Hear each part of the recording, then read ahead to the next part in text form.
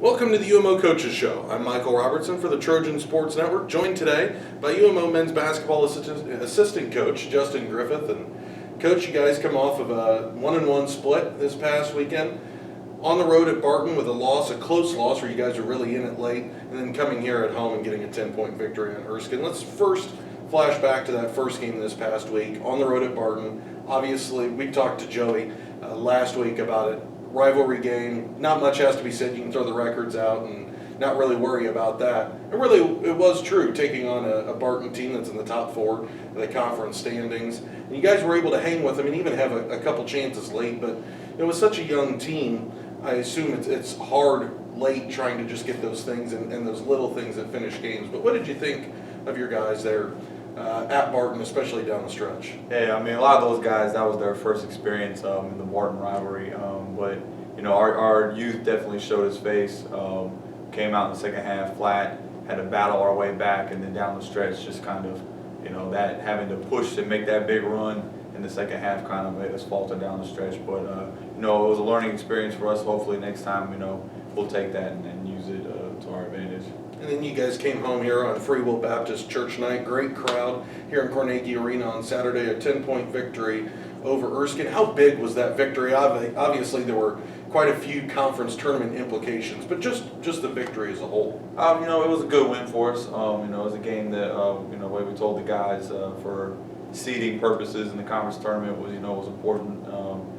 So I'm glad we came out. We played really well in the first half. Once again, youth kind of showed itself. The game kind of a little closer than it probably should have been, but you know, we made enough plays down the stretch to win the game. So Erskine, a team that I guess to say the least is incredibly deep in terms of players. 23 players, I think, were here the other night. They lined the entire baseline here during the national anthem. How hard is that to play a team that is consistently switching in a new five pretty much every time and played 18 players when you guys are relatively not very deep? Right. Well, from a scouting standpoint, you know, it's really difficult. And then the thing about them was the two games prior to us, they totally switched their style of play.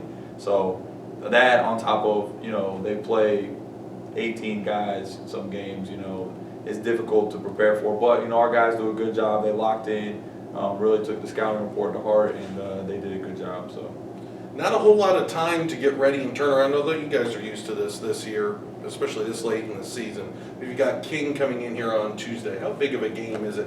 Obviously, throughout these next couple of games, or the final two games of the regular season, you guys know you're into the conference tournament, but you want to continue to move up. The possibility to get as high as 6th in terms of seeding for the conference tournament. How big is this game against King, and then also ending the season against your rival Barton here at Carnegie Arena? Yeah, and King is kind of becoming a rivalry. I think since they've joined the league, I think us and them, you know, both consistently been at the top of the league, and we're both our games have always been very close with them. But you know, we went up there, got one at their place. So those seniors up there, LaVue, CJ Good, those guys are going to come in here ready to play. And LaVue traditionally has had some very good games here in Carnegie Arena, so we got to be prepared. Those guys will be ready. They're very well coached, but we're going to be ready as well. So we've had some good practices going into the game, so hopefully, you know, our guys are ready to go. We'll come out and play the way we need to play. And you talked about Barton and some of these young guys having their first experience, most of the team really having their first experience with that Barton rivalry.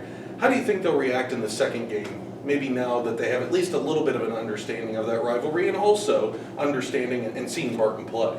Yeah, well, I think the tables kind of almost turned a little bit coming back here where, you know, our guys playing in the rivalry, the atmosphere there, the crowd and things like that, kind of, you know, for a lot of our guys, like you said, it's their first time, where those guys at Barton will have to come here.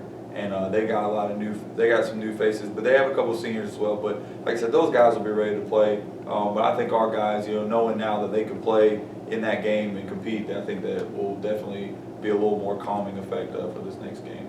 Well, thank you very much for your time, Coach, and good luck this week against King and Barton. This has been another edition of the UMO Coaches Show.